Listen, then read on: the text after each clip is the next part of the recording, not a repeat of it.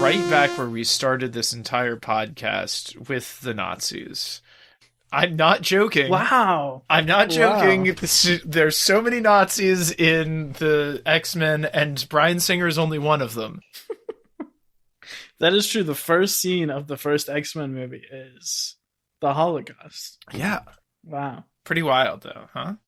Fresh out the oven, it's Cinema Bums. I'm Wade. I'm Emmett. Cinema Bums is a podcast where we watch through every single movie in popular film franchises, one each week, to try and track how the storytelling changes over time. Today, we are concluding our listener-submitted and selected miniseries entitled Would You Take It to Waititi Town? Covering every film directed by Taika Waititi. We will fully spoil today's film, Jojo Rabbit, but we will not spoil any future entries in the series because there currently are none. Emmett, how are you doing? I am doing so well. Feeling very excited about wrapping this one up and about the series to come. Ooh. Also about, the other things that'll be cropping up in this series. And I think it ends on a high note, so good all around. Ooh, that is exciting to hear. And how might you be feeling this evening, Wade? Oh, I'm feeling pretty good. I'm excited to talk about themes. I feel like not that often on this podcast. We gotta talk about the plot. We do talk about the performances a lot, but not all that often do we talk about themes.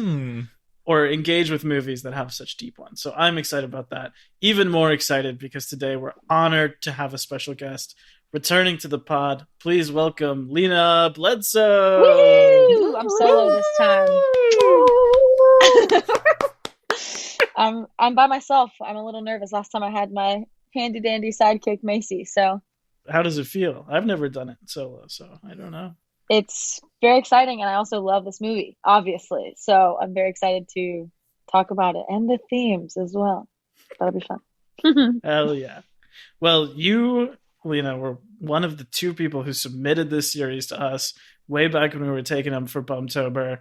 Maybe we should have known then that it was going to win because no other series had two people also gunning for it. But what is it about Taika that you wanted us to cover? Well, as a avid listener, y'all's director and writer miniseries are my favorites to listen to. And I also just love Taika in general. So I was like, and I a little strategically knew he could win. So I was like, okay, if I want to pick something that I could talk about, this is going to be an overall good choice for me and for, the pod. So that was kind of my initial thought process with it. And what is your history with Taika? Which one did you watch first? And how many have you watched now, I guess? I watched What We Do in the Shadows first. My dad told me I would love it, and I did. And then I saw Thor Ragnarok on accident twice in theaters. Both times on accident? Well, it was one of those, I got invited to go see it once, and then, I made plans with someone out of town or something, and, they were just going to see it, so I had to, and I am not a big Marvel person. So I was like, I guess I'll go see it again. And then I saw that and I actually enjoyed it. And I hadn't seen any other Thors and I still have not. And it was fine by itself. And then I saw this, which was hands down my favorite. I love this movie. Watched it again last night. Remembered why I wanted this one specifically. I tried to watch Boy 2 weeks ago and my TV would not let me. So instead I watched the worst Adam Sandler movie of my whole life, which is a totally different story aside from itself. Which Adam Sandler movie would that be? I think it's called That's My Boy. Please, Did it nobody come up when you searched Boy? No. Bought Boy on something else, and then we were like, well, we'll watch something, and it was on Netflix, and the trailer looked good. Please, nobody watch that movie. Please don't judge me for having seen it. I'm embarrassed that it is going to be broadcast that I have seen that movie. That's all I will say about that one.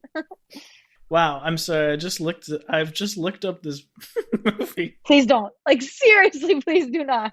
It says it stars Adam Sandler as a middle-aged alcoholic who once enjoyed celebrity status for being at the center of a teacher-student statutory rape case as he tries to rekindle with his adult son, Andy Samberg. Oh my God. It's got Mila Ventimiglia in it. It's got, what's her name from Gossip Girl? you're like, oh, this would be cool. It's so many big people, and we couldn't stop. It's like a train wreck. Like you have to watch it. You're terrified you're watching it, and then you're worse off in the end. Well, we won't hold that against Taika. Thank you. I feel like I know the answer to this question, but would you give Jojo Rabbit a flop or bop? Oh, bop. Because I was like, I like this movie. Why was I so keen on this one? And then, yeah, I watched it again, and I was like, this is a bop, hands down. Emmett, history with Jojo and flop or bop? I'd seen it once before, but I did not get to see it in theaters. I didn't like it the first time I saw it, and I really liked it this time. But I don't remember the experience of watching it the first time very much. I just remember being kind of like, okay on it. But this time I really liked it. I think what you had said elsewhere from the pod about it being the most straightforward of all of his movies, narrative-wise, in like kind of not being as weird in context of his other films as it might at first appear to be. Yeah, I think it was strengthened by having seen all of the stuff that came before it. But definitely a bop for me this time around. Yeah, wait, flop or bop? And how do you feel about it before? I saw it in theaters, which was the only time I had seen it before. And I would say that time I was won over by it. Like, I definitely did like it, but it was more sort of from the twist, if we want to call it that, forward, that it like clicked into place for me the first time I watched it. And this time, definitely I would give it a bop. Liked it a lot more on the second watch. I think both knowing what was going to happen and having like watched all of his other work like this puts it into context much better. Like some of the stuff I like the most about it is just sort of, I think, what it means for him personally and making a movie about a mother for the first time after making so many movies about fathers. I didn't even think about it in that way. Yeah. Yeah. And I'll talk about that a little bit more. And I think despite, I'm sure we'll talk about this too, but despite a little bit of the controversy about making a funny movie about Nazi Germany, I do also kind of think that it's his least irreverent movie.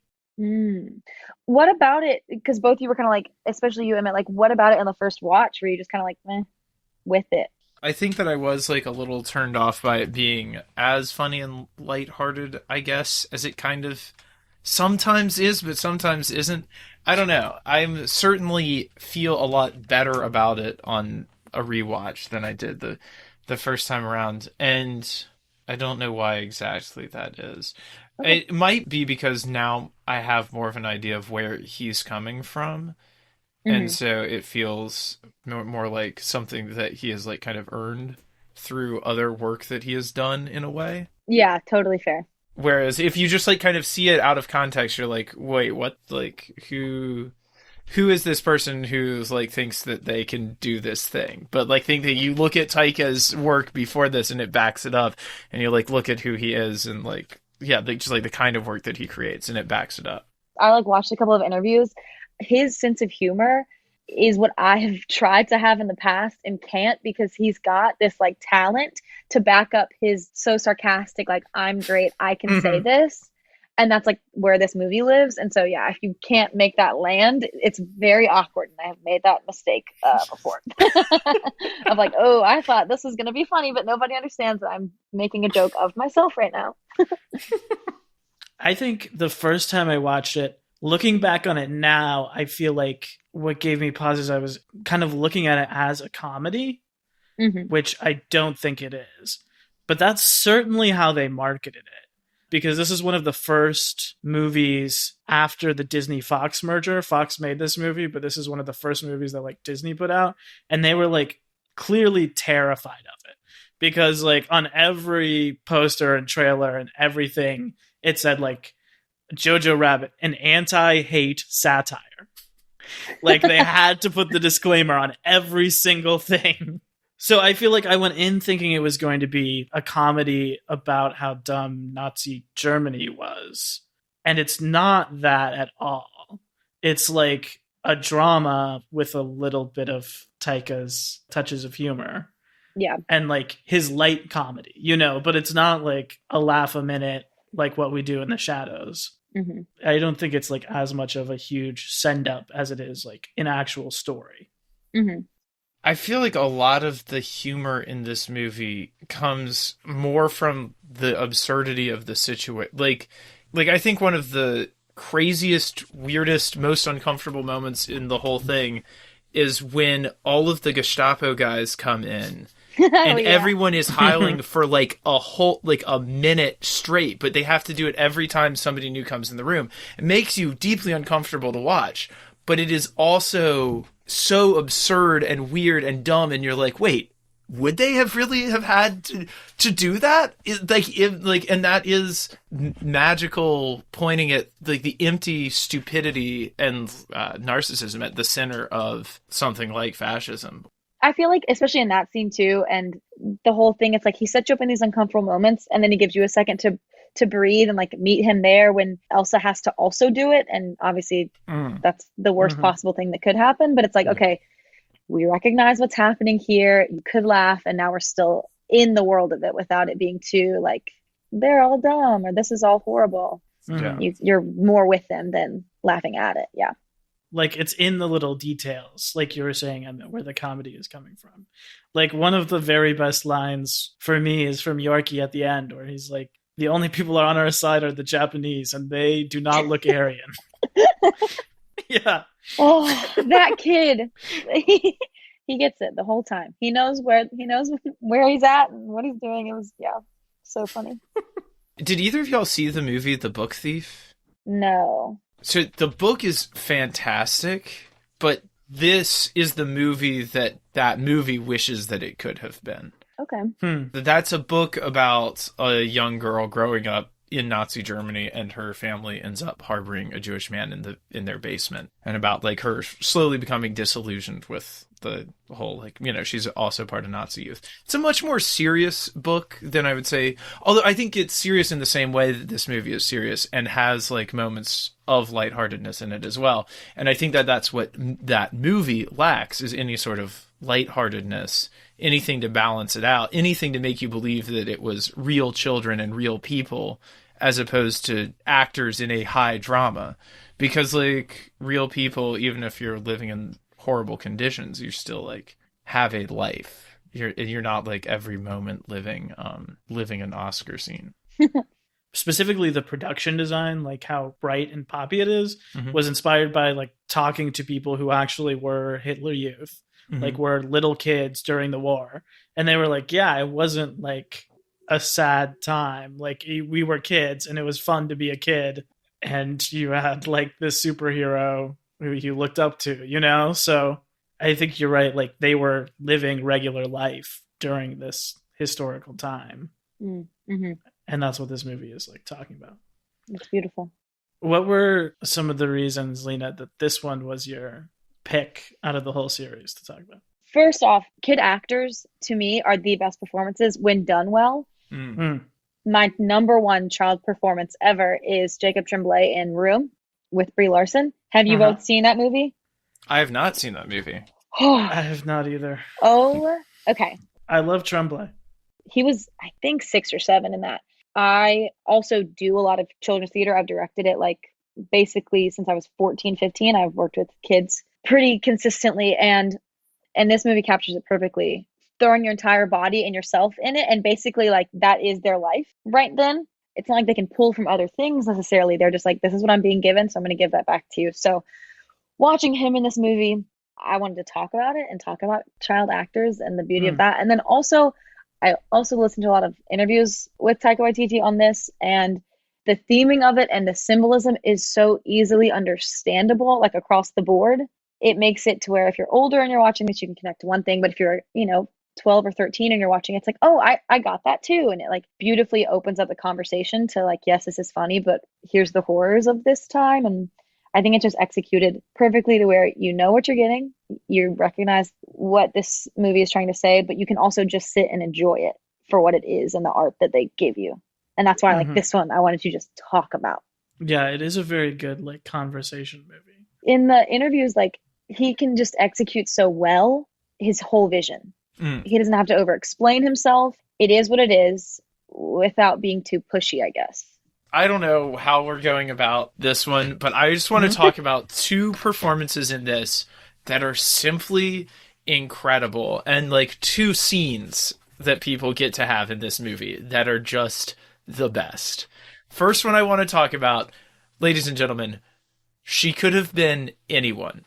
She could have played any character under the sun, you name it, a tree, a dolphin. Harriet Tubman, maybe. She thinks she could. It's Scarlett Johansson. She is incredible in this movie. When she, like, the scene where she turns into the father and, like, puts the coal across her face and, like, flies off the handle at the kid, like, all of the pent-up anger that she's been holding and hasn't been expressing for, like, the entirety of probably the past, like, 4 years or whatever. I don't know, maybe 7, like, probably the entire wartime since whenever the dad left. She's been holding all that in, taking care of him, then freaks out, lets it go on him, and then has a conversation with herself to calm him down and go and apologize. Unbelievable. It is so good. Second up, Sam Rockwell in the last scene of this movie. Him. Like, in that last scene when they're rounded up. I mean, throughout the film is great, and is... I also thought that this time around, tracking him more, his turn at the end did not come as much of a surprise, and, like, I was, like, tracking it the whole time. I was like, oh, yeah, he did get there. It isn't just, like... He's there he's getting there from the very beginning. Like, he's already on his way. When I think of this movie, the scene where he comes out in his blaze of glory, you know, beautiful, whatever he's wearing, like, that's the first thing I think of when I think of this movie. And the first time I saw it, I had to pause it and be like, oh, it just makes you feel so good in a horrible, like, your protagonist is stuck in the middle of the thing that they wanted the whole movie, and you still get this beautiful image at the end. Oh, okay. Total side note and, like, thing about Sam Rockwell that I, like, wanted to ask you too on this. If they ever made a movie about my life and someone had to play my dad, I would 100%, it would be Sam Rockwell. So, fun question for you two. If someone were to play one of your parents, you can think about it for a while. What famous person would you want to play your parents? I think Willem Dafoe has already played my father in several films. Yeah, I was going to say Willem Dafoe for your father, the one that comes to mind. Okay. You know, I've actually got to say, I think I talked about this a tiny bit on Oscar Watch, but when I watched The Lost Daughter, which has Olivia Colman as an American middle-aged mom who's a teacher on holiday, I just really, like, thought about my mom the whole time because she's also a teacher, and I could definitely see Olivia Colman playing my mother. Beautiful. I just was curious. I love him. He also just kind of looks like my dad, Sam Rockwell does. But yeah, him in this movie is perfection. I love him. I also love him, and I think his performance is incredible. I don't mean to imply anything about your father by this, Lena, but he has he's made a career of playing problematic faves, you know? Yeah, perfect. That is his role in everything, is sort of like the person who has done something bad or is affiliated with something bad, but, like, has a heart of gold and, like, slowly makes the redemptive choice. I mean, going back to Hitchhiker's Guide to the Galaxy, which is the first thing. Even in Trolls World Tour, where he's, like, the yodeler and Secret. On the low. Yodeling. He's like the bad guy who lets them go. Get this. This is his third year in a row, Jojo Rabbit, to be in a picture nominated for Best Picture. And I think he got nominated in the past for Best Supporting Actor in 2018 and 2019. But I don't think he won. Either of you watch Fosse and Verdon, the Bob Fosse? No. I've heard he's good in that. Yeah, same exact. Just, like, you hate him and you love him and want him to, like, sit there and watch it with you. He's fantastic. Have y'all ever seen the movie Moon? Yes, back in the day. Sam Rockwell playing himself, well, not playing himself, Sam Rockwell playing a character named Sam at least twice. Very exciting stuff. Takes place on the moon, and he's the only character, but there's more than one of him. Okay. It is I'll have to watch that. Really cool. psychological thriller sort of stuff from early aughts when that was like a real thing that people were getting into. Yeah, him and Alfie Allen, who's, I don't know the name of his character, but like his boyfriend and co-worker. It's just so funny to watch them in the background of every scene. And yes. what they're doing at every moment is so hilarious. It is definitely one of those movies you need to watch like a couple times, especially their arc, because it's like so there from the beginning, but you don't get that at first because it's not what you're paying attention to. That then makes like their big scene even better. And then that final scene where he lets Jojo go, like you think that they've gotten you with the twist with Rosie, the mom, and then you get that scene, and that is even not harder, but you get to see the choice in it. Oh my, yeah, it hurts so good. It hurts so good. To me, like the end is incredible, but the showstopper scene is the scene when the German investigators come to visit, and it just like that is to me the funniest and the tensest scene.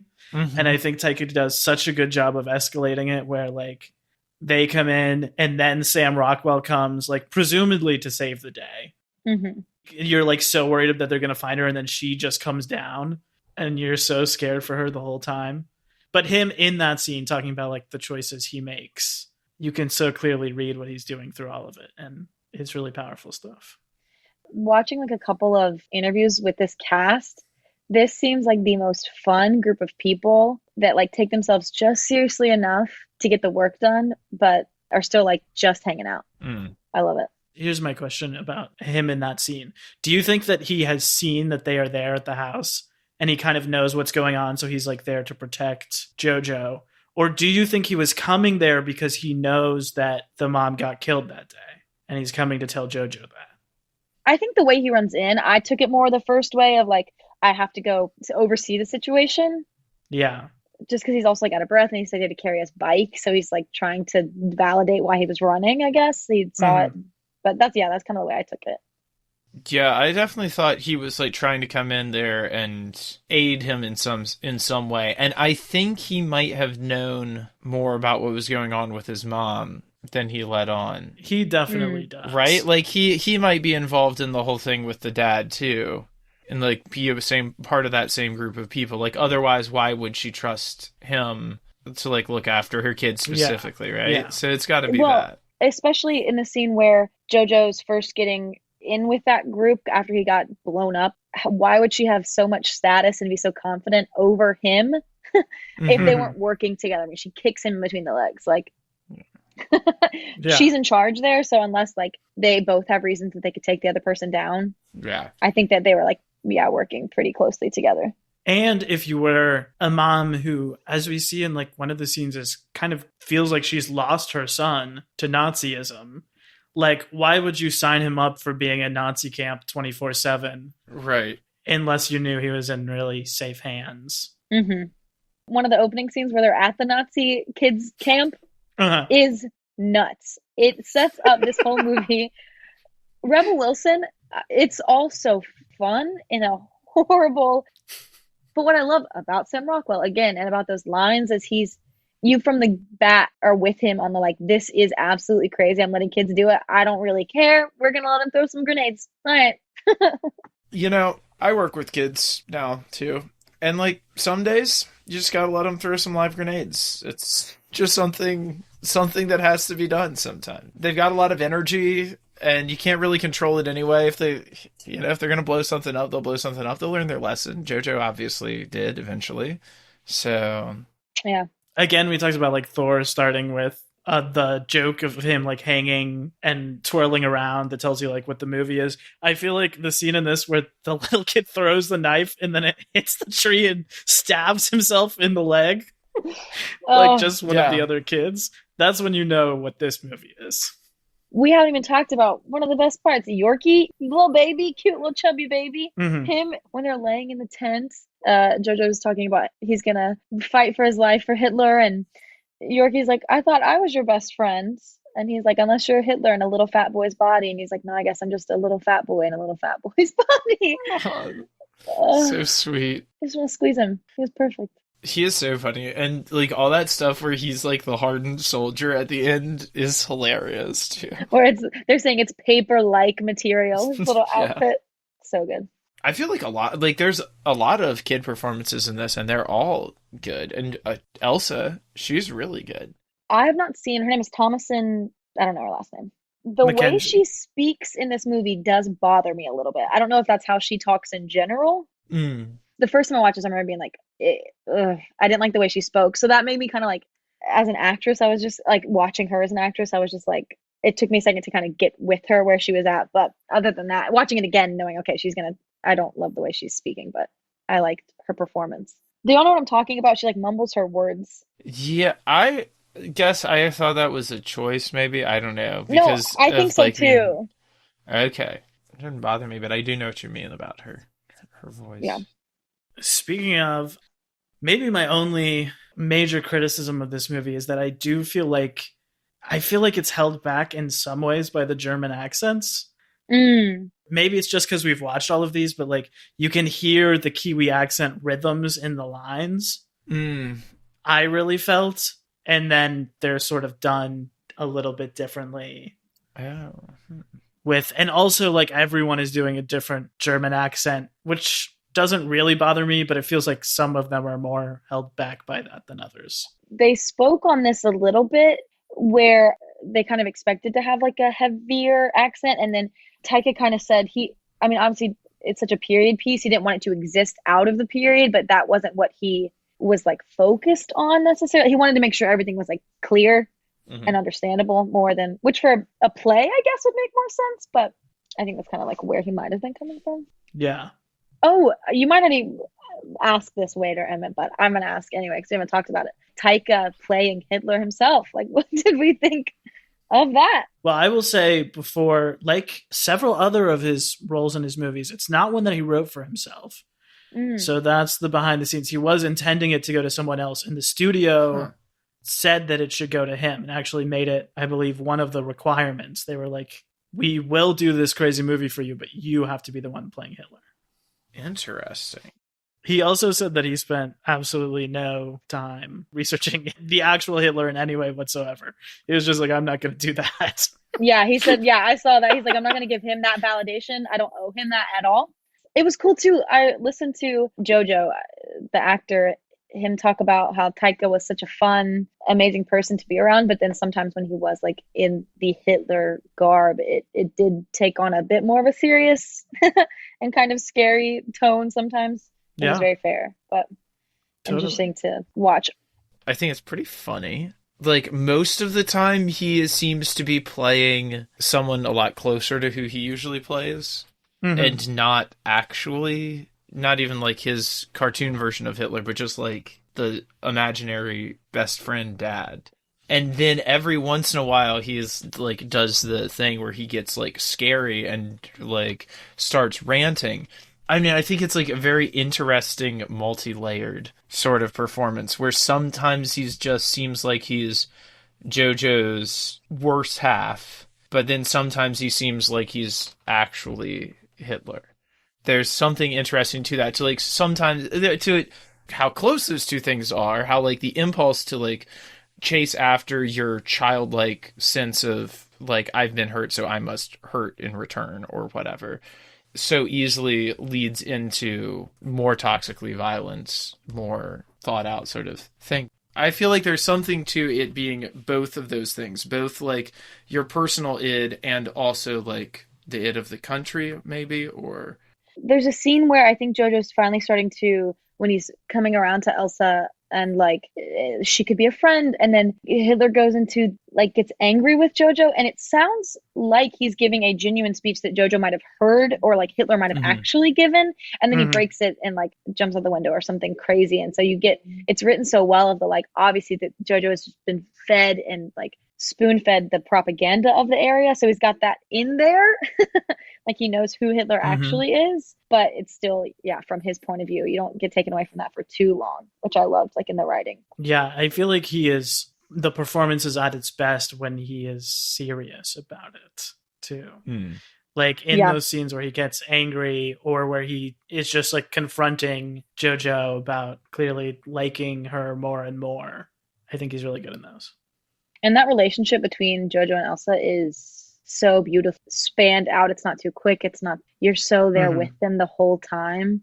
Oh, they even have that same scene from Hunts for the Wilder People of like it going around in a circle and them showing up in different parts of the room instead of different parts of the woods.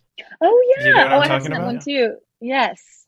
Yeah, I generally think, just to talk about the technical stuff for a little, that like the production of this movie is really high. Mm-hmm. Like the colors they use, the framing, I think, goes back to some of that stuff we saw in Eagle versus Shark and Hunt for the Wilder People, like very symmetrical, pleasing framing, the costumes even. And it's also done in a different aspect ratio, which is the first time he's done it, made it feel like much more prestige-y, which I guess this is. But he said it's like much closer to full screen than widescreen. Mm-hmm. And he said that that was a decision because a lot of the movie, more than his others, was like two people in a room talking. And he wanted to get as much into the frame of that as he could. Yeah, it looks very expensive. The movie does in comparison to his other films. Definitely. Oh, question about like when this movie came out. Speaking of like Oscar things and stuff like that, this was in the same Oscar bracket as Parasite, and I remember watching both of these at the same time, and I enjoyed this movie so much more than Parasite personally. What did you like in comparison to that in the Oscar realm of it all? Like, did y'all see it around that time? Wade, you did, right? You saw it in theaters? Yeah, I saw both of them in theaters around that time. I liked them pretty similarly at the time. I don't know. I think they're both really good, but I feel like now I would probably slightly prefer this one because of doing the Taika series. Fair, yeah. I also feel like the way I read this movie in 2019 is a little bit different than the way I read it in 2022. I don't know if that's true of you guys too, but I feel like I read it entirely as a reaction to the president and his supporters. Oh, that's fair. Like taking it more as like a commentary than like just, yeah. It's weird with, like you said, with the advertisement, the way this movie was advertised and stuff didn't like set itself up in the way that it played out. Yeah, especially in the time that it came out. It's funny too with this movie. I talked to my mom. I was telling my mom that I was doing this tonight, and she was like, I don't like movies like that. And I've heard you both talk about this on the pod. Like the first one, you kind of compare him to Wes Anderson a little bit because I guess the coloring is like similar in their movies and maybe the way they approach things. But I was like, it's not Wes Anderson, Mama. It's this is different. You will like this one. I don't know. I don't really get people get them confused, I guess. I don't know. I don't really understand that. Well, that's something that I felt before doing this series, and now watching all of them, I don't get it at all. So I don't really know what it is. I guess it's just like wacky and kid actors. The main place you've seen that before is Wes Anderson, but Taika is like so unique in doing it. Mm-hmm. But I will say when this movie came out, like a huge amount of the critical response was comparing it to Moonrise Kingdom. Interesting. Mostly unfavorably. Weird. Yeah. Which I've seen Moonrise Kingdom and I liked it, but I don't really remember what it's about other than like a little kid on the run or something. Yeah. I guess it's like kids in, because they wear the little like camp outfit in Moonrise Kingdom, right? Yeah. So I guess if you couldn't remember, it's like, oh, it's a kid, and you can see like the colors of this movie. I don't know, but it's just so weird that everyone does that with those two. It does seem like this movie is about a little bit more than Moonrise Kingdom is. Yeah, that's the other thing. I think that all of Taika's movies have like real subtext and layers to them. And I also just think like his indigenous background is such a huge part of like all of the films he makes, which just gives them, I don't know, a perspective that a white filmmaker wouldn't have, who is most of our prestige auteurs. Yeah, he said in the interview, I have to not only make this movie with like a kid as the lead, but I have to make the audience enjoy watching a little white Nazi boy. Like you have to feel for him. And like about finding that actor that could do that, but also like writing a story that you want to follow and root for someone like that. And that was interesting to hear him speak on. That was pretty cool. Wade, to your point, your earlier point about it reading differently now than it does when it came out initially, I also kind of read it as a kind of hashtag resistance filmmaking, I think it is more interesting and more complicated and better and longer lasting than that. I think this is a movie that, like, in another 25 years out of the context, hopefully, of like fascism on the rise in the United States, is still an interesting and worthy look at World War II Germany. Out of our current global national context, it still works and has something to say about not giving in to, you know, that sort of impulse, both in culture and on the personal level as well. I think that's like what's really interesting, is because like it consistently plays out in him in like little choices that he makes, like little cruelties that he commits throughout the film, that you can forgive him for individually, the things that he does, but you know, he has to be steered clear of those things for it to come to a believable happy ending.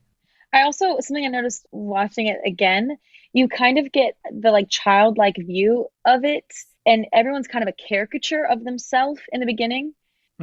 Except for when you meet Elsa. She's this very grounded, obviously, and like just a human that he has all these ideas about, but as soon as you meet the character, it's not like that. I mean, well, when you first meet her, she's like a horror monster.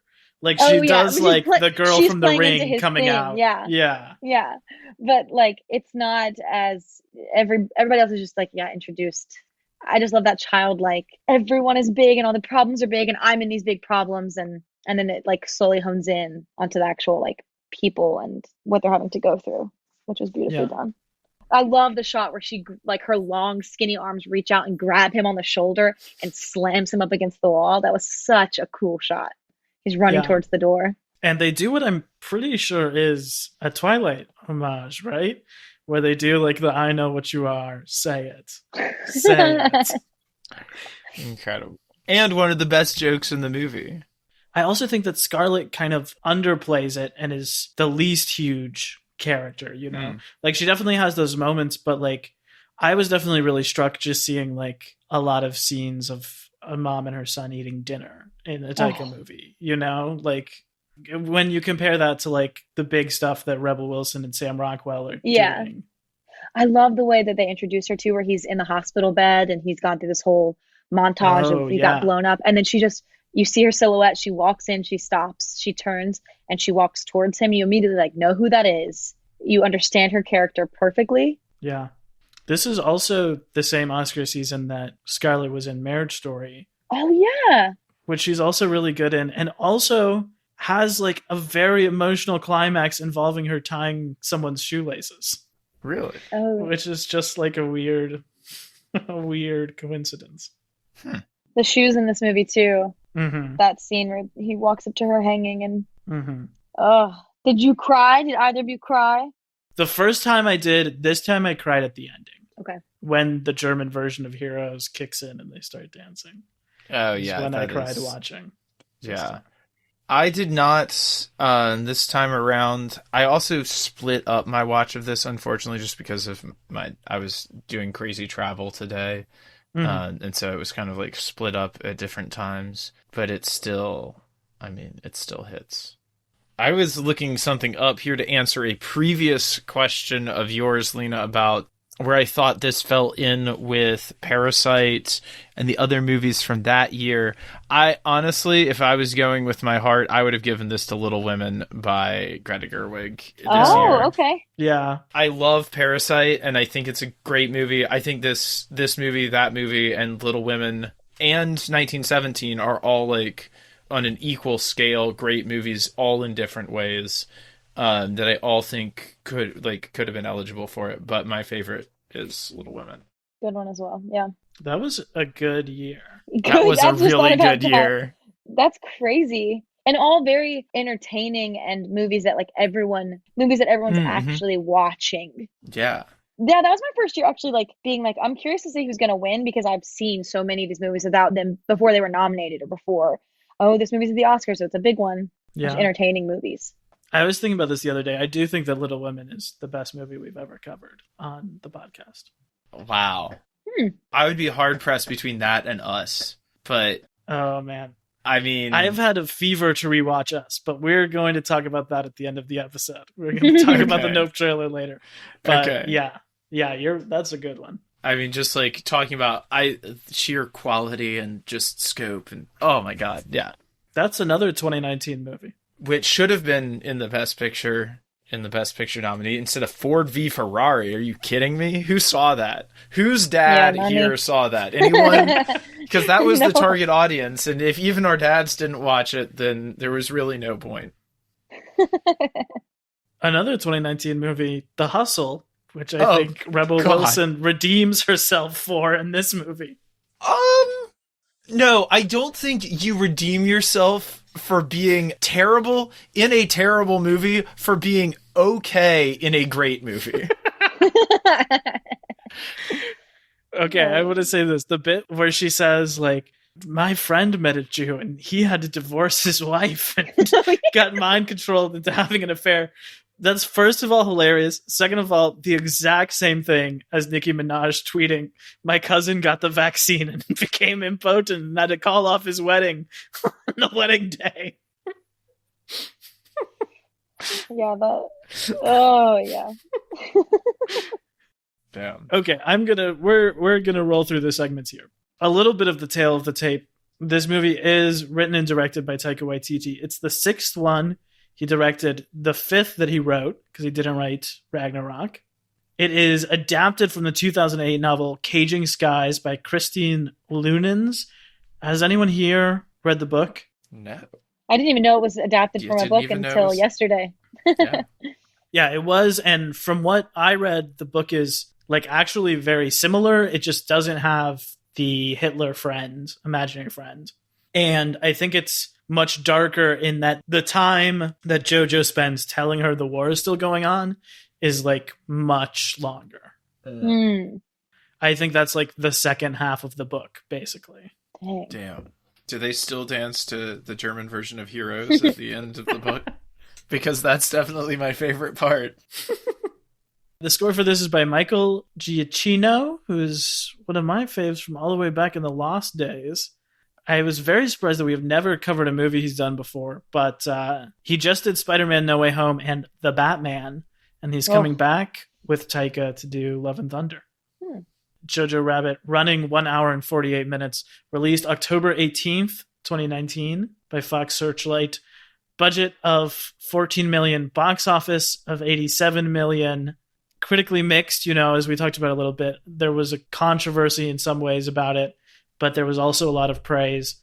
It was nominated for 6 Oscars at the Academy Awards. Costume design, production design, editing, best picture, supporting actress for Johansson, and best adapted screenplay for Taika, who won, which I think really lovely completes an arc that his career has started by getting nominated for an Oscar in 2004 for his short film 2 Cars, One Night, which he doesn't win, and then he wins this one at the cap of his most recent film. He is also the first Indigenous person to ever win a writing Oscar. He does everything on this movie. It is crazy. Like, watching him direct in the Hitler costume is crazy to watch. Like, when the behind the scenes videos, it's like, there he is, a little clip in his hair and his little mustache. It's so silly. Wow. Emmett, how would you summarize the plot of Jojo Rabbit for those at home who may not have seen it?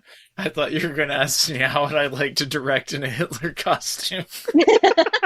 Well, that as well. Yeah, that please as well. Oh, man. I don't want to draw any more comparisons than I already do. No, what? What was the question? I'm sorry.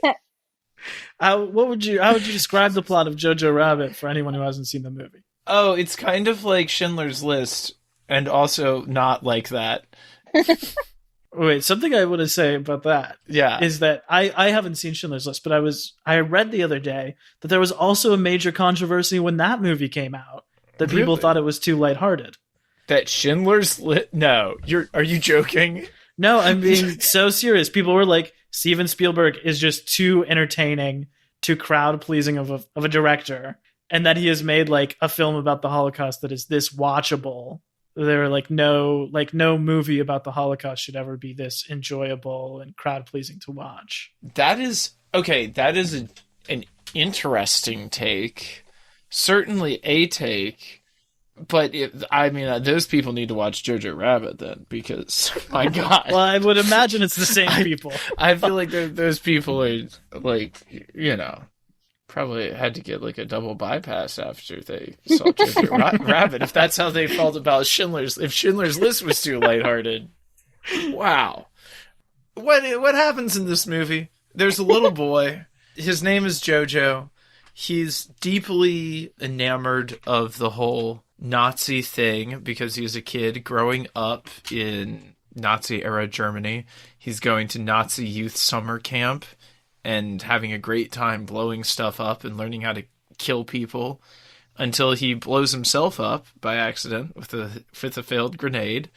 Mm-hmm. He is like a little bit disabled in his leg, like to a minor degree, so he's got like a limp. At first he can't walk, and then later he's got a limp, and he's all like scarred up in his face, which he is really upset by. And I think that other characters in the movie kind of like blow past, but on the second watching, I was really tracking how upset he is by that, and how much that matters to him, and how much Hitler like uses that against him in moments where it turns darkest. I think that's really interesting too.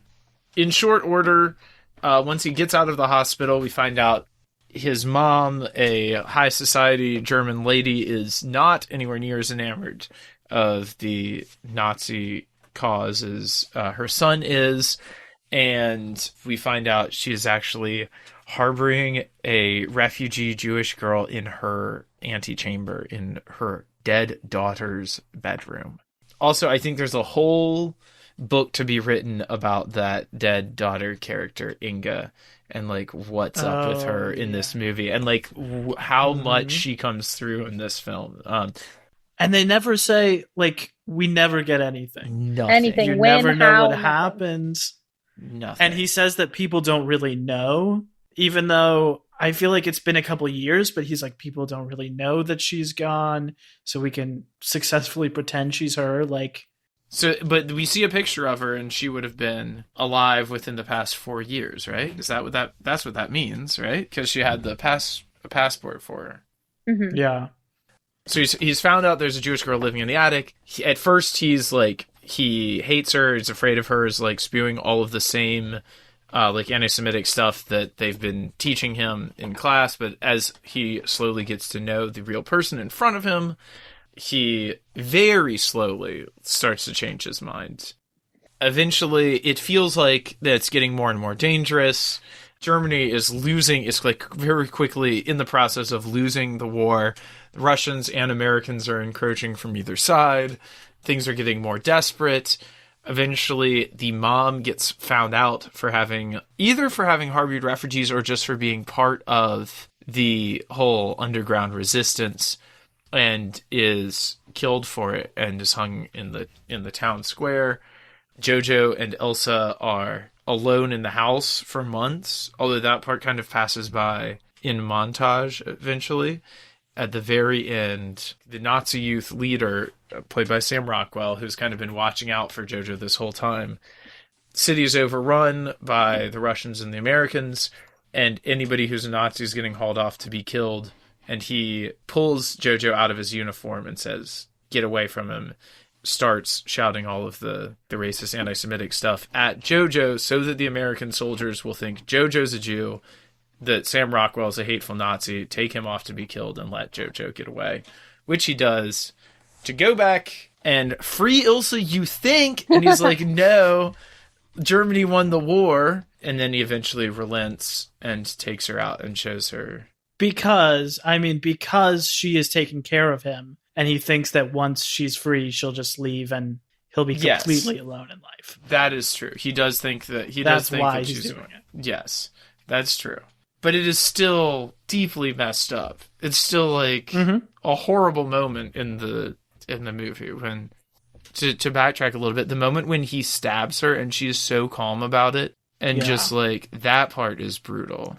Shocked me that he actually in this, like the way the movie's set up, you don't think he's going to actually get in the skin, and he stabs her. It's wild. Yeah.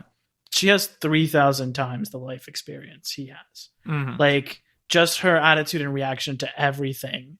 I think especially the second time knowing that her fiance is dead, and Jojo is like faking all these letters from her fiance, which she thinks are real. Like, watching her reactions and like how she puts up with him and is amused sometimes and is disturbed other times. Like, she handles that actress absolutely beautifully. Like, she doesn't have to do anything, and you know, if you know what's going on a rewatch, the beauty of just her tiny mannerisms when he's doing that. Perfect. Yeah. I have a couple quick thoughts about the finale. This is what we were talking about, the big war scene. First of all, I think all three of the last Taika movies, Wilder People, Ragnarok, this, have like action climaxes that go up to 12 when the rest of the movie has been like an 8 or a 9 in terms of wildness and intensity. Both of them don't so much escalate as just like go crazy, go stupid for one last scene. Yeah. That they like really throw everything into. I love in that scene that like the only people still alive to fight for the army are all the people who were rejected by the army. Like the children and the women and our disabled gay Nazi faves. You know, like all the people who we've seen the Nazi army turn down are like the only people still alive to fight for it in its last breath. Yeah. I wonder how deep it goes, because they say that Rockwell is in charge of planning the attack, like the defense of the city in this like random attack that's happening. I do wonder, like, is he failing on purpose? Like, how deep does his total betrayal and loss there go? Yeah. An interesting thing that I saw also on the Amazon Prime general trivia thing was that all of the decorations that he's wearing on his uniform mean actual specific things from the German military. And apparently he's like very highly decorated, a quote unquote war hero for that side before he's disabled and sent back, which I think is an interesting, just like little bit of detail to add too, is that he is like so highly decorated. And then he completely like has a change of heart, a disillusionment, a personal disgust with, I don't know. Yeah, or is it just like that they're losing now and you don't get to go necessarily too deep into his like personal choice of that. Maybe he has already had the arc that Jojo goes on, you know? He has already had the disillusionment arc. And also in that last scene, both him, when they're in their like dream costume, both him and Alfie have like capes covered with pink triangles, which is the Nazi symbol they would put on anyone who was a homosexual to send them to the concentration camp. So that, I'm sure, is a huge part of it. Yeah. Somewhat of a side note, but around Jojo's age, when I was 8, I visited Dachau in Germany. Well, and it was the most horrifying thing I've ever experienced, just on a taped walkthrough of it. So I can't even, it's like you just think about it, the whole movie of like what's actually going on and the terror of it. And then the glory of that scene, the final scene, the kids fighting and not even understanding what they're fighting for or against her, was so sad. I've got just a little bit of behind the scenes stuff that I want to cover, mostly relating to the timeline, which I think is really interesting. So in 2010, Taika's mother gives him the book to read. Says, like, this is a non-conventional take on World War II that I think you will like. And apparently also her father, Taika's grandfather, fought against the Nazis. Right. So he reads the book. He loves it. This is right after finishing Boy, his second movie. He writes the author and gets permission to do it. And he wants to make it in New Zealand on the same, like, super cheap budget as his other films, as his third movie. Whoa. Like all the way back then. He wrote the script in 2011, and he said basically just like it was impossible to pitch, which I'm sure is true. But just like any studio was like, yeah, we're not going to give you any money to make the imaginary Hitler movie. Although it did end up on the blacklist in 2012. So people like knew about it, which I think has come up a little bit on the podcast. That's like the list they put out in Hollywood every year of like the 30 best scripts that have not been made into a movie yet. And that was on it back in 2012 after Boy. So like people knew what it was, and then it just sort of got left behind. And then after Thor Ragnarok was so big, Fox Searchlight was like, we would like to do something with that guy, and went back and found the script and asked him if he would come back and do it. Wow. And he said, this really like meant a lot to me, but he said like when he came back to the script, his goal with it was to make it a love letter to all mothers. And because he said that him having children like profoundly changed his view of his childhood. And that was like the big thing that was different coming back to it after when he wrote it the first time. Yeah. That's part of the whole thing I love about this movie, is that like we know Taika grew up like being raised by a single Jewish mother, having like an absentee Maori father who was an artist, who was like the co-founder of the Satan Slaves biker gang. You know, like Taika is like probably, I think as a kid, obsessed with his father, this guy who like isn't around and lives on the coast and maybe sees once a year, if that, you know.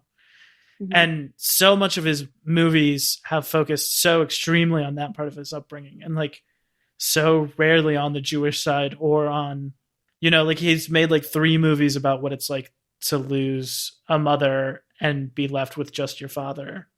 So in this one, that he's sort of like not doing what ifs and not tiptoeing around it and being like, this is what it's like to be a little boy growing up with a single mother who's trying so hard when you also are not appreciating her and kind of want your father back. And I just thought that was really beautiful to see after watching all of this other, that he sort of like comes around to his mother in such a big way. Okay, I agree. I also think that part of this like plays into why that scene with Scarlett Johansson and the beard is so great.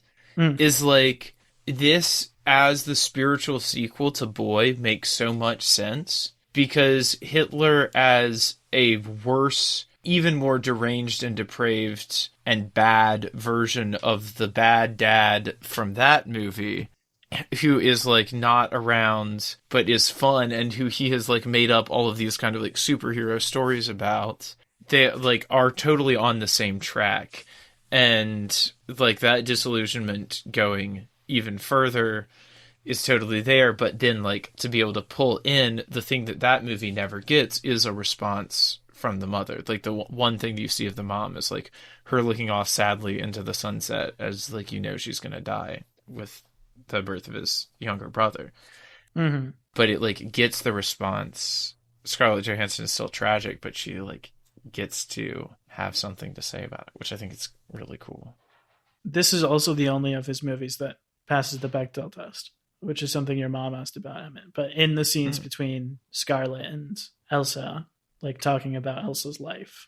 Yeah, you mentioned something earlier about that with her having lived so much more of a life, and she has the line of, I don't feel like I've lived at all. And Rosie says, you've lived more than anyone else. And that was written so beautifully. What does it mean to be a woman, and looking in the eyes of a tiger. And then you get that resolution where she's sitting there kind of, if you notice in the montage too, she wears some of Rosie's clothes, because that's obviously what's there. She has on a little green sweater that Scarlett Johansson's wearing in the beginning.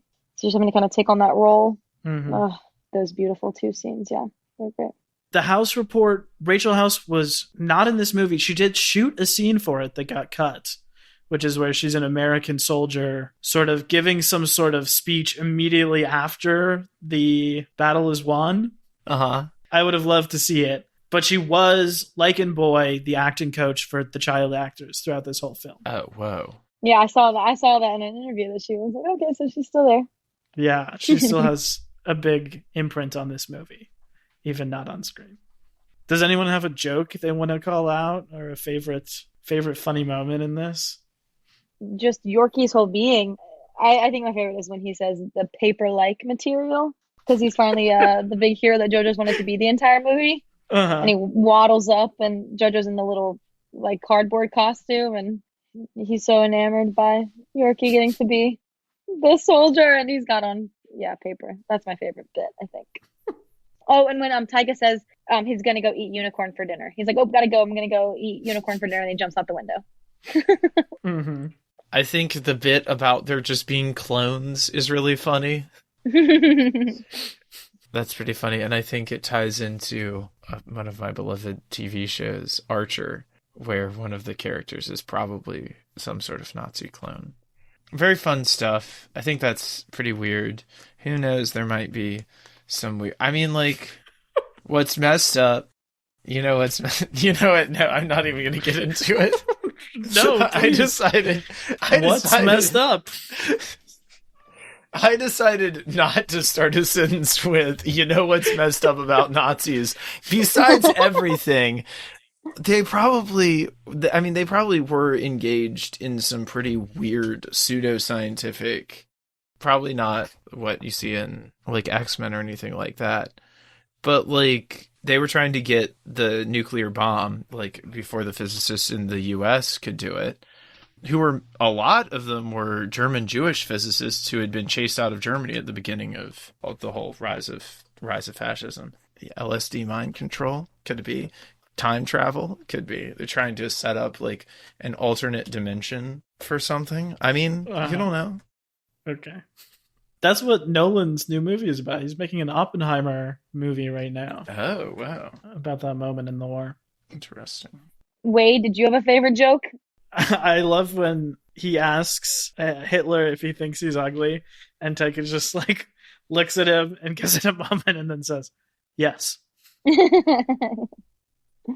I also love when Yorkie sees Jojo at the end and drops the half of the bazooka he's carrying and it blows up a building and he just goes, oh God. I think Jojo has a lot of funny lines too. At the end, when she like reveals that her fiance is dead and the letters were coming from him, and he goes, well, that's weird. Who wrote these then? Okay, MVP. Lena, MVP. We're going to say other than the protagonist, I'm just going to take off Jojo himself. So everyone else is fair game. Easy. We already spoke on him a million times. Sam Rockwell. I think he gives such a life to this movie and is like a perfect side character that is so necessary and beautifully portrayed. I love him. Emmett, MVP?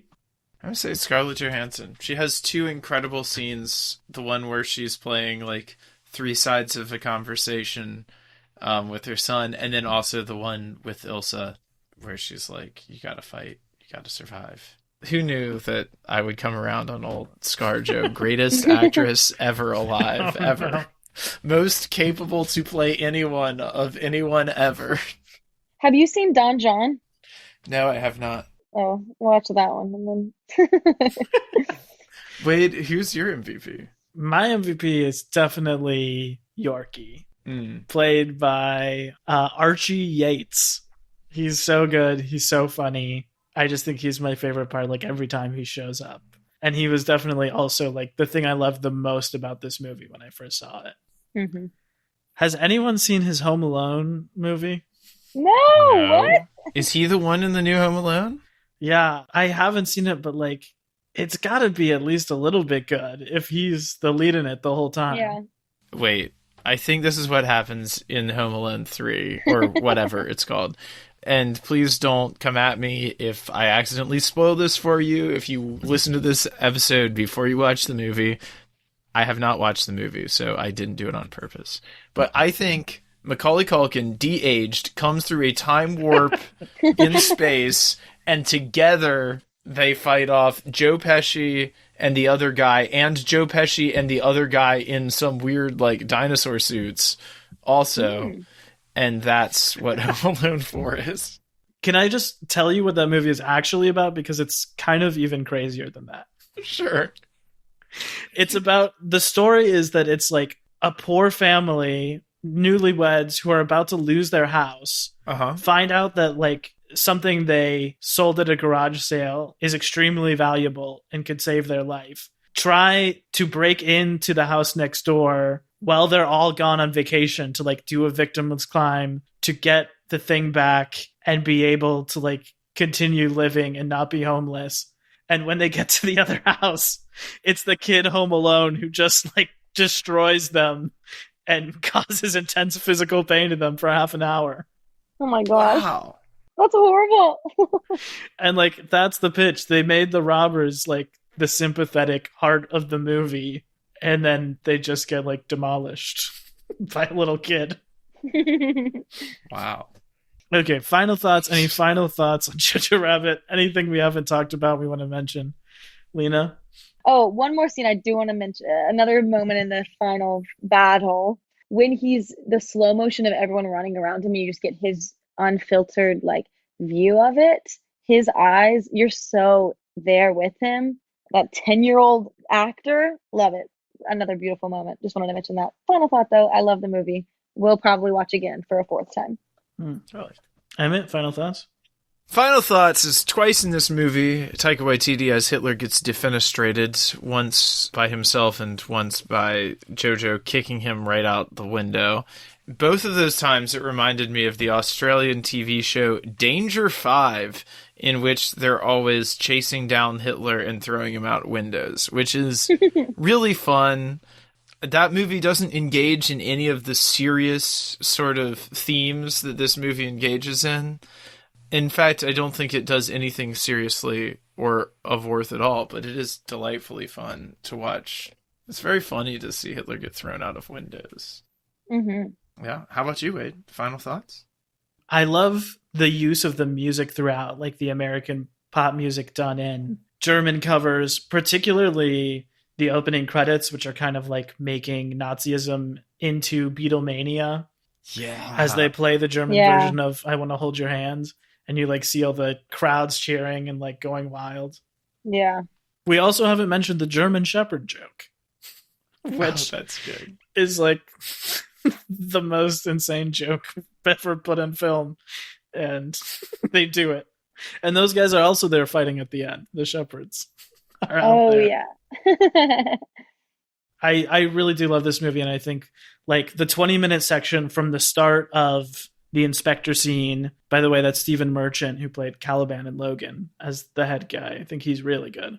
That through like the butterfly scene, which is so beautiful, into him just seeing the shoes. And then immediately after that, the quick cuts to like the small windows on the top of all the houses around them, like the people who are still looking, even though they are being like ignored, into sort of the scene with him and Elsa, and then the montage of them living together. Like all of that is just like pitch perfect. Like that's a perfect 25 minutes of filmmaking. And, you know, you should watch this for that alone. It is our favorite time of each and every week. Bum's the word. The quiz where I have movies and I'm going to give you guys hints about them. Whoever can guess the most correctly wins. I have today 10 movies where the mother dies. Okay. Oh, no. So, sorry, spoiler for these 10 movies. That is linking all 10 of these 10 movies where a mother dies. Let's do it. Movie number 1 is a 1942 drama. Is it Bambi? It is indeed Bambi. Yeah! That is 1 point to Emmett. Film number 2 is a 2007 rom-com. What to say about this movie without giving it away? It's about a young man in a very interesting romantic relationship with someone who's not a person. He's in a romantic relationship, not with another human being, but with something else. It's sort of like I would say one of the quintessential rom-com dreamy stars is the lead in this weird, quirky movie. Is it Lars and the Real Girl? It is indeed Ryan Gosling in Lars and the Real Girl. Well, I've never seen a movie ever, according to Lena, I just watched The Notebook for the first time ever, and it blew my mind, frankly. Did you enjoy it? I mean, yeah, but it was just like so much stranger than I expected. I feel like that's a movie that everyone seems to have seen, and I'd never seen it, and so I watched it. And sexy James Marsden. Mm-hmm. Film number 3, 1989 comedy drama. This is adapted from a play. Both the play and the film are very popular. This is about a group of women in a small town. Oh, Steel Magnolias. No, right? Yes, Steel Magnolias. Woo, my mom will be so proud of me. Excellent. Film number 4 is a 2016 comedy adapted from a book. This is about someone on the run from the law and the wacky misadventures they get up to. Sort of a buddy cop movie. It's a younger guy and an older guy as they're trying to escape the authorities. Is it Bad Grandpa? It is not Bad Grandpa. It is another New Zealand film. Can you give us someone who was in it? Yes, this film also stars Rachel House. Was this The Hunt for the Wilder People? It is Hunt for the Wilder People. Damn, did not realize Taika was on the table. That's the only one in here, I'll say that. Okay, film number 5 is a 1988 animated drama. It's difficult to say what this is about without immediately giving it away, but it's a period piece. Takes place in the past, and about a group of friends way in the past. Land Before Time? Yes! Oh! Yes! That is correct. Wow. The Land Before Time. Wow, thank you, everyone. Thank you. Excellent work. Film number 6.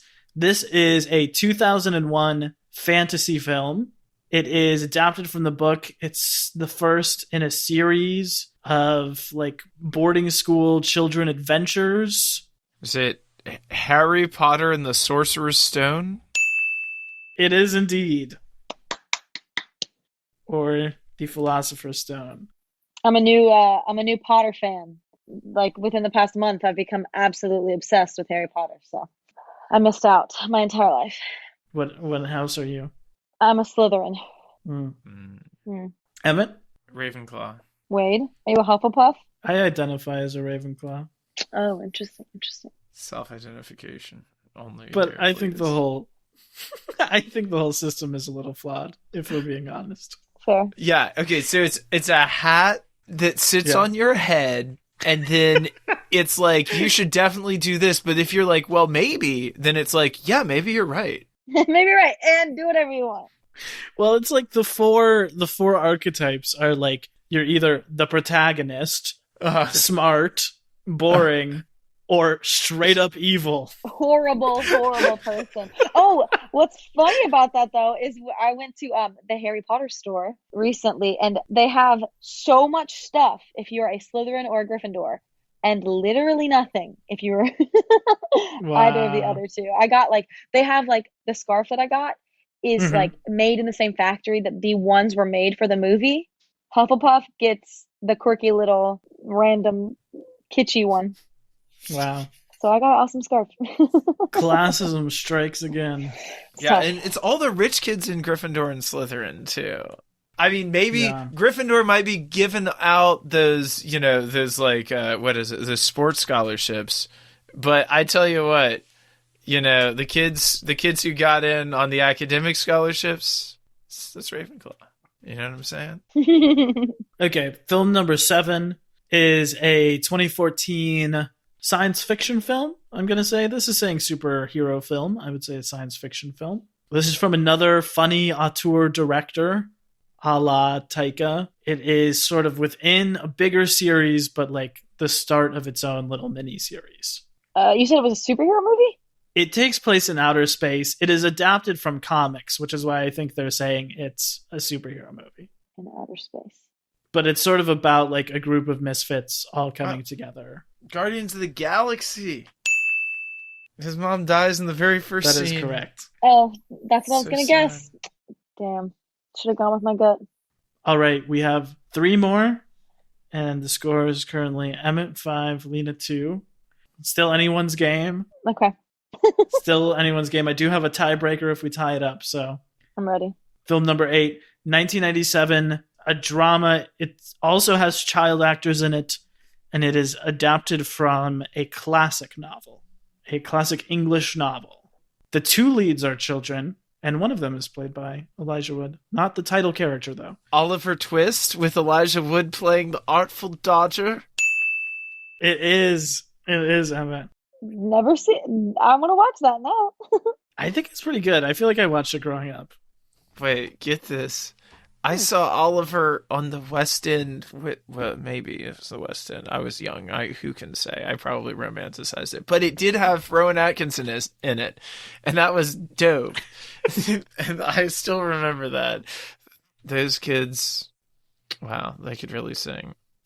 Artful Dodger was the first role that was stolen from me in my famous acting career. Should have been the Dodger, but alas, I am not a boy. So they gave it to a boy. Damn. That's terrible. You would be good as that. I could definitely see that. I'm still upset about it, but it's fine. We'll move on. Speaking of still upset, film number 9 is a 2005 science fiction film. This is one of those movies that's both a sequel and a prequel, and both the end of a series and the middle of a series. Is this Star Wars 3: Revenge of the Sith? It is indeed. Oh, my boyfriend's gonna be so sad that I did not know that one. I'm sorry, I really tried to divide these equally between what I felt was your knowledge bases, but maybe I played into Emmett's hand a little bit too much this time. It's fine. I'll forgive you. Okay, film number 10. This is decidedly not a part of Emmett's beloved canon of films. This is a 2011 family comedy adapted from a book.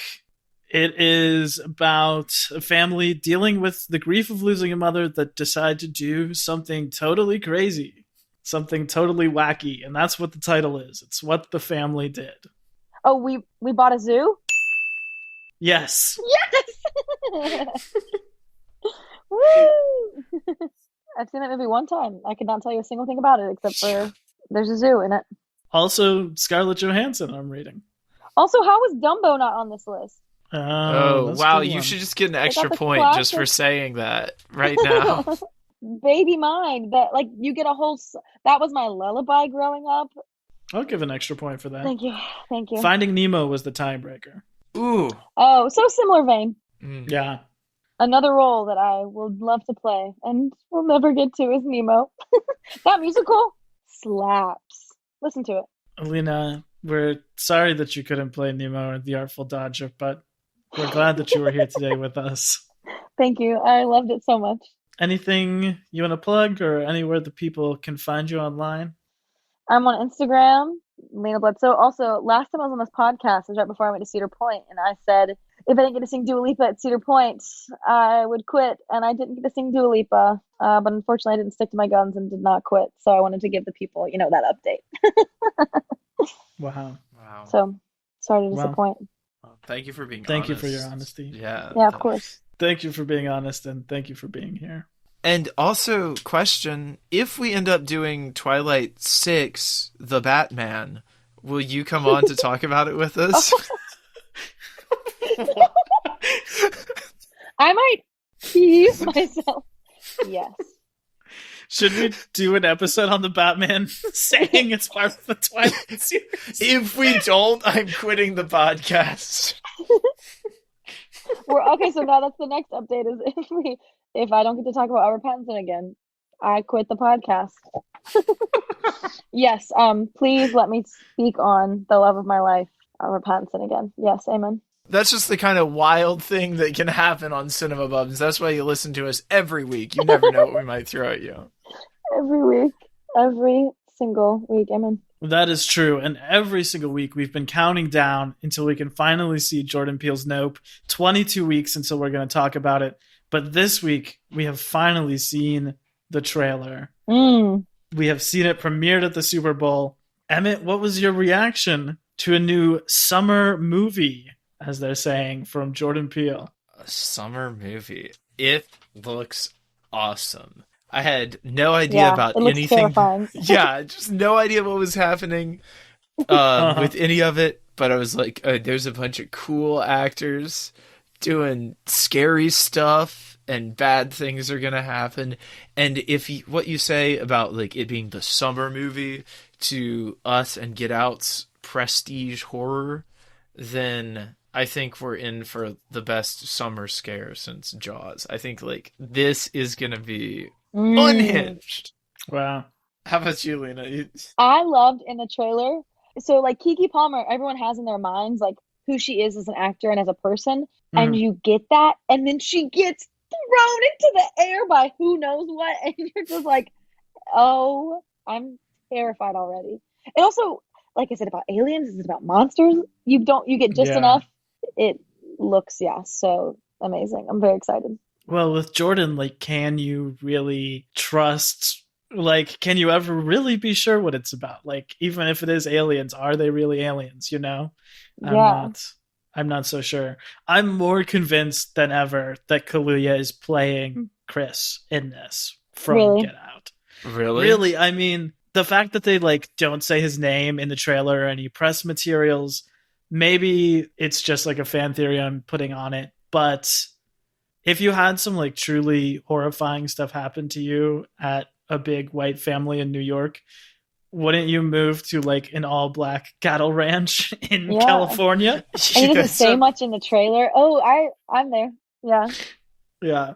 It's fascinating. But, yeah, very freaked out and excited to be back in the hands of the master again. Whatever journey he thinks we need to go on, I'm excited to take it. Yeah, and look, if movie theaters want to start, like, doing special screenings of his first two big horror films, you know, fun. like to ramp up for it in the weeks previously, no one's going to complain about that. People want reasons to get back into movie theaters. Give them something better than, like, what, Death on the Nile, I think, is what's out right now, the 355. Get real. Give the people what they want. Yeah, and throw Keanu in there too, you freaks, because you know you want to. Yeah, that would get everybody getting warmed up.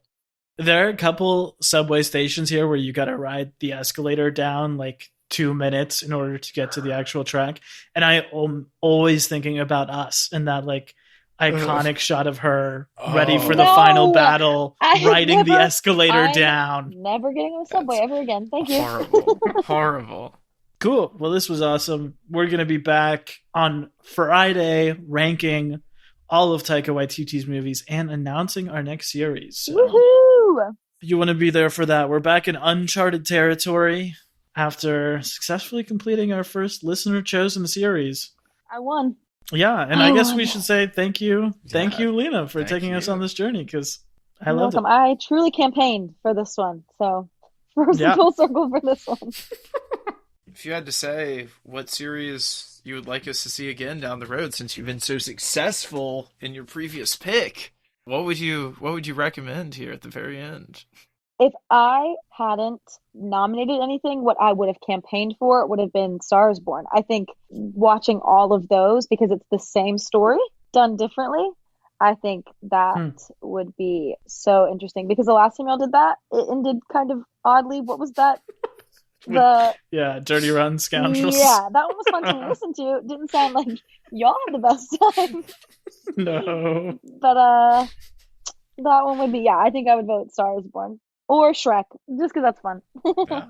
If we allow Emmett to talk about A Star is Born 2018 on this podcast, he's going to lose all of the loyal listeners we have. No. So it cannot happen. I'll get internet canceled by my own mother if I talk about that film. Heard. Okay. Okay, Emmett, any final words? Anything you want to say? Get us off of here. Get us off of here before we say something worse.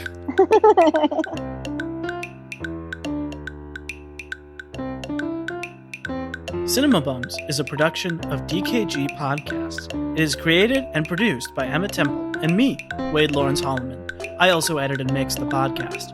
Our theme music is by Zane Holloman, who you can find on Bandcamp, and our show art is by Autumn Beckner. Our social media is managed by Laura Bennett.